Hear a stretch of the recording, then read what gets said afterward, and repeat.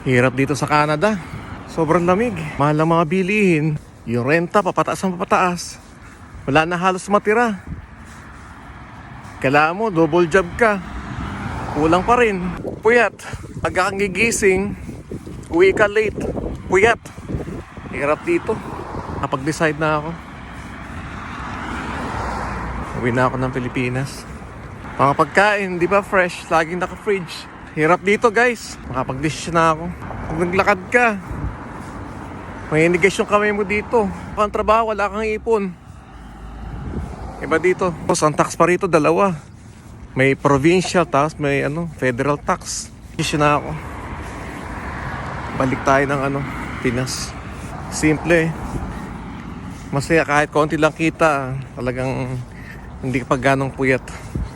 Tama kaya itong magiging desisyon ko. Joke! Kahit mataas yung tax, maraming benepisyo makukuha mga bata.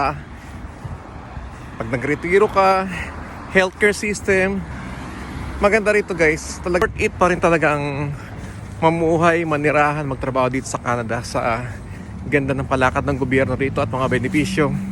Iba sa Canada. Magsipag ka lang dito, madiskarte, huwag ka lang magluho. Matutupad mo yung pangarap mo dito. Makakaipon ka. Huwag ka lang tamad. Yan ang katotohanan, okay? Have a great day.